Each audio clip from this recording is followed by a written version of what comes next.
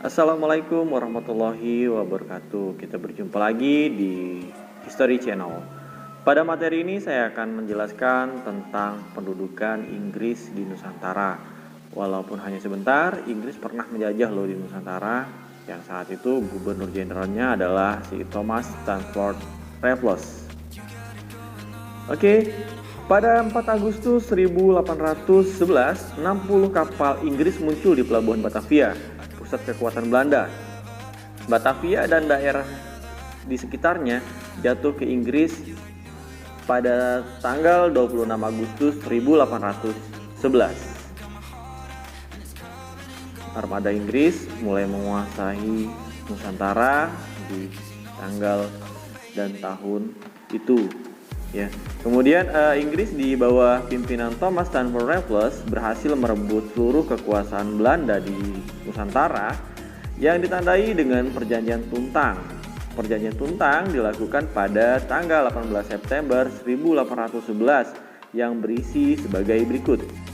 Pemerintah Belanda menyerahkan Indonesia kepada Inggris di Kalkuta.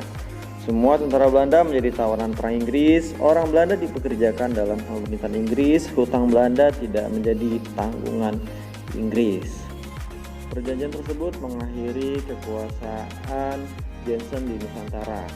Raffles juga memerintahkan ekspedisi militer ke Palembang untuk menggulingkan pemerintah Sultan Mahmud Badarudin dan merebut Pulau Bangka. Padahal Sultan Mahmud Badarudin itu telah membantu Inggris mengusir Belanda.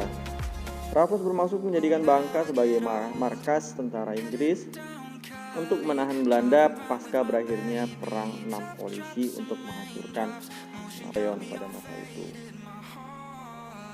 Kebijakan di bidang pemerintahan. Raffles menegosiasikan perdamaian dan beberapa operasi militer kepada sejumlah penguasa lokal yang dianggap menentang kerajaan Inggris.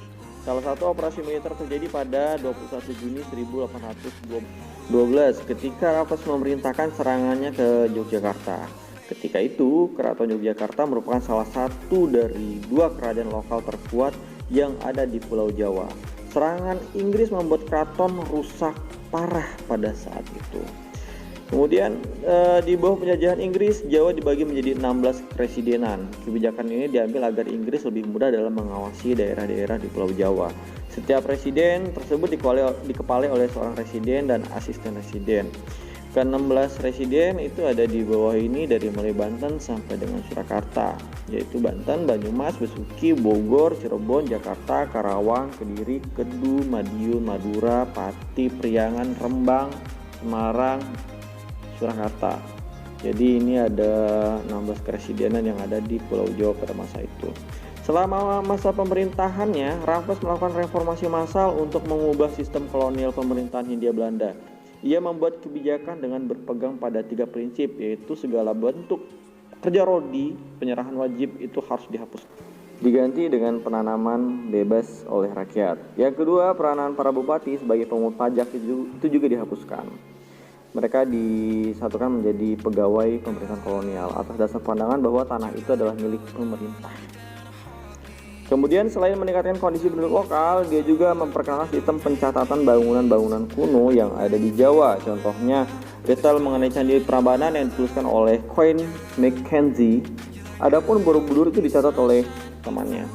Kebijakan dalam bidang ekonomi, Raffles berusaha menjalankan beberapa kebijakan untuk memajukan perekonomian di Hindia. Ada 4 ya. Melaksanakan sistem sewa tanah, menghapus penyerahan wajib hasil bumi, penghapusan sistem monopoli, peletakan desa sebagai unit administrasi penjajahan.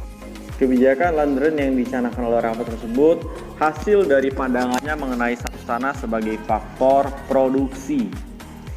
Menurut Raffles, pemerintahan adalah satu-satunya pemilik tanah yang sah. Oleh karena itu, sudah selayaknya rakyat menjadi penyewa tanah dengan membayar pajak sewa dari tanah yang diolahnya. Pajak dipungut perorangan meski dalam praktiknya itu per desa. Jumlah pungutannya disesuaikan dengan jenis produksi tanahnya seperti yang ada di bawah ini. Per persennya, hasil sawah kelas 1 dibebani 50% dan hasil tegalan kelas 3 dibebani pajak 25%. Beban pajak ini memberatkan rakyat yang tak sanggup membayar pajak tersebut, yang hanya membayarnya dengan beras saja. Kemudian di poin terakhir tentang Raffles dicopot, ya Raffles segala reformasi yang dilakukan oleh itu dianggap terlalu mahal bagi East Indian Company, kongsi dagang yang mencari untung pada 1815. Raffles ditarik dan digantikan oleh John Vandal. Keputusan tersebut dilakukan karena Inggris bersiap menyerahkan kembali Jawa kepada Belanda, dan Raffles menjadi gubernur jenderal di daerah Bengkulon atau saat ini disebut dengan Bengkulu. Ya, yang saat itu ketika ia sampai di Bengkulu, dia melihat tempat itu sistem pemerintahannya itu sangat acak-acakan. Dia langsung melakukan reformasi seperti yang ia lakukan di Jawa, seperti menghapuskan perbudakan dan lain-lain. Berakhirnya pemerintahan Raffles di Indonesia ditandai dengan adanya Convention of London pada tahun 1814. Perjanjian tersebut ditandatangani oleh wakil-wakil Belanda dan Inggris yang isinya sebagai berikut. Indonesia dikembalikan kepada Belanda, jajahan Belanda seperti Thailand, Kap Koloni, Guyana tetap di Inggris. Konken di pantai Malabar diambil alih oleh Inggris, sedangkan Bangka diserahkan kepada Belanda sebagai gantinya. Oke, sudah selesai penjelasan dan pemaparan materi tentang pendudukan Inggris di Nusantara pada hari ini. Terima kasih yang sudah menyimak. Semoga ilmu yang telah disampaikan itu bisa bermanfaat untuk kita semua. Oke, terima kasih. Saya akhiri. Wassalamualaikum warahmatullahi wabarakatuh.